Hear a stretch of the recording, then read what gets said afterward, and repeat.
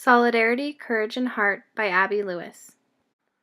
After reading Sonia Nieto's Chapter 11, Solidarity, Courage, and Heart, from her book Language, Culture, and Teaching, Critical Perspectives, I was prompted to investigate further the true purpose of schooling and how it has changed through time. In addition to this, I wanted my school staff to define what it really means to teach with solidarity, courage, and heart, and how we as educators currently do this, and how we can continue to do this. Overall, the critical question being investigated throughout the semester was, what does it truly mean to teach with courage, solidarity, and heart, and how can we model this in our own classrooms? My first inquiry into this question began at understanding the heart of teaching, and that is its purpose. What is our end goal in teaching? What is our outcome overall? What are the foundational principles of teaching? From Nieto's chapter, I came up with 3 statements that I believe reflect the underlying objectives of education. That is that the goal of the public school system, is to provide an equitable and high-quality education for each and every student. Education should play a role of great equalizer within society, and equity and equality are the foundations of the education system. While I feel most people can agree with these statements, I also wanted to confront these ideals with a quote taken from Nieto's chapter on the purpose of schools. I quote her in saying, "Public education is, in essence, has been hijacked by a corporate, market-driven agenda, and many of us who disagree with this agenda are left to wonder what happened to the nobler goals of education." So what did happen? My next step was to present these ideas and questions to my school staff. I sent an email out to our staff list asking if anyone would like to join in a discussion about the purpose of schooling and the idea of teaching with solidarity, courage, and heart. 9 teachers responded, agreeing to meet for 40 minutes before school in October. The group of teachers who attended were a diverse population of individuals. They all have different teaching experiences and backgrounds. So to start off, the previous statements about education were given to the teachers to read. Teachers were then asked to complete a survey. This survey was modeled after an example survey found in Fenner's Advocating for English Language Learners on page 37. This is the survey. The survey's purpose was to 1. Get teachers thinking of their own definition for the purpose of schooling, and to also spark discussion. I created this survey and asked teachers to rank the statements presented on a scale from 1 to 5, 1 being I strongly disagree and 5 being I strongly agree. Following the survey, I had teachers add up their scores and respond to the given question to the right of the survey. Then we collected our scores and split into 2 groups to have smaller discussions surrounding the guiding questions to the right of the survey. When we came back as a larger group, the discussion began to surround Statement 4, taken from Nieto's book. While most teachers agreed with the statement on the survey, it seemed to hit a nerve for a lot of us. After a rich discussion, mainly surrounding that quote, and again, that is from Nieto's book, and I quote, "Public education, in essence, has been hijacked by a corporate, market-driven agenda, and many of us who disagree with this agenda are left to wonder what happened to nobler goals of education." We discussed this quote in detail and came to an understanding that this may very well be true. However, as educators, we are unaccepting of this agenda and work every day to do what is best for our students. Many of us, however, are still left wondering what happened to the fundamentals of education. We as a small group decided on an action statement or definition of sorts. We created something together that came together like this. Our obligation as educators is to do what is best for each individual we educate. We will provide to our students an equitable, high-quality education so that every student can thrive within the greater society. I discussed what we as a small group of teachers had done with my principal, and she then shared it with the larger staff. I received some emails from teachers expressing how important it is to slow down and look at our true purpose as educators. During our small discussion, one teacher brought up the idea of a whole staff having a common understanding of our purpose and having laid out goals that all teachers try to exemplify within their classrooms.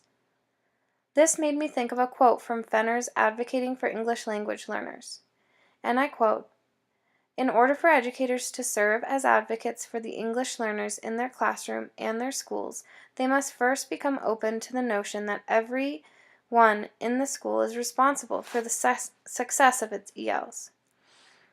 I think this can be broadened to more than just emergent English speakers. I think it can be broadened to all learners, specifically those who need advocates. School is a community, and therefore we all need to work together to uphold the core beliefs of education. At the end of our time together, I asked the teachers I was with to write in response to how they currently and or plan to uphold this action statement. And these are some of their responses. All of their responses can be applied to the critical question being analyzed here. What does it truly mean to teach with courage, solidarity, and heart? And how can we model this in our own classrooms? When I read the responses from these teachers, I notice that they all have to do with connecting with kids.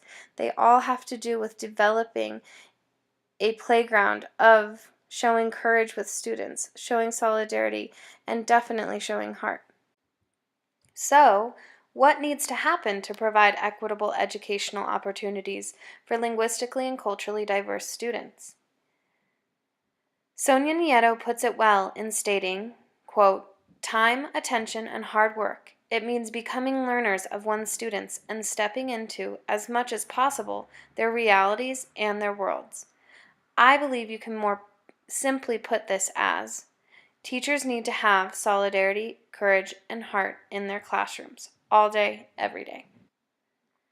I interviewed 3 elementary teachers and asked them the following questions regarding teaching with solidarity, courage, and heart. These questions were taken from Nieto's Chapter 11, Solidarity, Courage, and Heart, on page 226. First, how can teachers and future teachers be adequately prepared for classrooms that are diverse?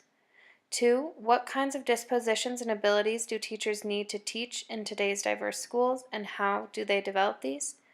3, what does it mean to teach with solidarity, courage, and heart? And 4, why should these questions matter to all of us? The 3 teachers interviewed were Catherine Kramer, Naomi Meredith, and Bev Holzer. They are all teachers at my school and all have backgrounds in ESL education as well as special education. Their responses are in full at the end of this presentation. I will continue to analyze what they said to the questions in the next few slides. The first question was, how can teachers and future teachers be adequately prepared for classrooms that are diverse? I believe Bev Holzer, a 4th grade teacher with a background in ESL and special education, stated in her response to the question a very understandable thing. And I quote her in saying, teachers can be adequately prepared for classrooms that are diverse by educating themselves on pedagogical techniques that target an array of student populations. It all comes down to communicating with others, learning from others, observing others, and in the end, listening to and knowing your students. End quote. This quote from Malin Diaz, note that it comes from 1987, exemplifies the idea that knowing your students is important. As Bev says, socializing with them and genuinely having a relationship with them is pivotal. It is, in essence, about the experience, and if you provide an experience that is supportive and loving, they are more likely to succeed. In her chapter on solidarity, courage, and heart, Nieto writes a list of researched qualities of effective teachers. Some of them include strong communication skills, the courage to challenge mainstream knowledge, a passion for social justice, and those are just to name a few. After interviewing the teachers, it was evident that each teacher believed these to be imperative dispositions of a good teacher, and a teacher who teaches with solidarity, courage, and heart. So what does it mean, again, to teach with solidarity, courage, and heart? These dispositions, previously stated, turn into foundational principles within a teacher. If we know these and if we honor these qualities in teaching, students can and will succeed. Above, you will see statements from the 3 teachers interviewed that connect well with Nieto's points. To conclude, these questions from Nieto's book relate to the purpose of schooling greatly, which was my first inquiry question. These 2 ideas are intertwined. What's the purpose of schooling, and how do we teach with solidarity, courage, and heart? We teach, and as effective teachers, we teach with solidarity, courage, and heart. We know that relationships build student trust. We know challenging students and allowing them to have a voice takes courage, but we do it because without it, nothing will change. We love our students and encourage them to do good in the world because without teaching with heart, our students can't succeed. I have come up with 4 culturally charged activities for teachers to implement into their classrooms. I hope to present these ideas to my team of teachers in order to continue to model our action statement. In addition to this, I hope to spread the understanding of teaching with solidarity, courage, and heart through activities that allow teachers better access into understanding and knowing their students' experiences both in and out of school. I came up with some of these ideas from 2 texts found in our course materials. The authors of these 2 texts encourage teachers to implement arts-based activities to allow students both a voice and to also allow them to have an identity within their school and classroom. Chappell and Faltise argue that educators can better tap into their students' cultural knowledge, experience, and performance styles through an array of arts-based experiences. Each of these experiences is a result of getting to know who students are and what they bring culturally from their home and communities to school. In addition, these arts-based examples illustrate ways to use art critically, posing questions about social inequities and about whose language and culture identities count in school and society." End quote. These are the 4 activities that I believe allow courage, solidarity, and heart to flow in the classroom.